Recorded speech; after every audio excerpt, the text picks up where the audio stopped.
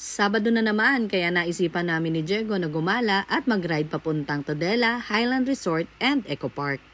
At dahil nga inabutan kami ng ulan, so nag-decide na lang kaming magluto muna ng aming kakainin para sa hapunan. Nakaluto na nga ako ng aming sinaing kaya isinunod ko na kaagad ang pagluto ng aming ulam. Hindi ko alam kung anong luto ang gagawin ko sa manok kaya naisipan kong i-marinate na lang ito at iprinito ko na nga lang ito. Pero feeling ko magiging dry yung ulam namin kaya nag-isip ako kung ano pa idadagdag ko para kahit papano may sarsa naman. Nakakita ko ng sibuyas sa aming baon kaya hiniwa-hiwa ko to at ginawa kong caramelized onion. Pero nang hinaya ko dun sa marinade na natira kaya kesa itapon, naisipan ko na lang isama dun sa caramelized onion at ginawa kong sarsa. At dahil nga dito nakaimbento na naman ako ng isa pang masarsang recipe ng manok. Hinalo ko lang siya maigi hanggang sa lumapot na yung sauce. Ibinuhos ko sa fried marinated chicken at talaga namang napakasarap ng kinalabasan. At nagsimula na nga kaming kumain ni Diego at nagkwentuhan. At dahil nga mahilig akong gumala at mahilig naman siya mag long ride, kaya swak na swak ang aming mga trip. Ito na rin ang bonding time namin every weekend dahil may mga kanya-kanya kaming trabaho pag weekdays. At pagkatapos nga namin kumain ay naisipan namin magkwentuhan at magkulitan sa balcony. At napansin nga namin na ang ganda ng buwan pagkatapos ng ulan kaya ayan, naisipan naming videohan.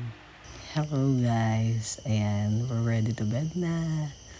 It's already 12 o'clock a.m. So, kita-kits bukas. Good morning. Ayan, sarap ng tulog namin. It's already 10 minutes before 6 a.m. Talaga naman napakasarap gumising sa bundok kasi bukod sa napakatahimik na ingay lang ng mga hayop ang maririnig mo. Samahan pa ng ganito kagandang tanawin, ay naku, perfect talaga, talagang siguradong marirelax ka. At napagdesisyon na nga namin na bumangon at maglakad-lakad sa paligid para naman mainitan kami dahil talaga naman pong sobrang lamig dito sa Tudela Highland Resort and Eco Park. At talaga namang mangwiwili ka mag-ikot dito dahil sa ganda ng mga nakikita mo. Pero nakaramdam na kami ng gutom kaya ayun, nag-decide na kami bumalik sa aming kubo. Para magluto ng almusal, ayan, nagluto nga ako ng beef spam at sinamahan ko na rin ng sunny side up egg.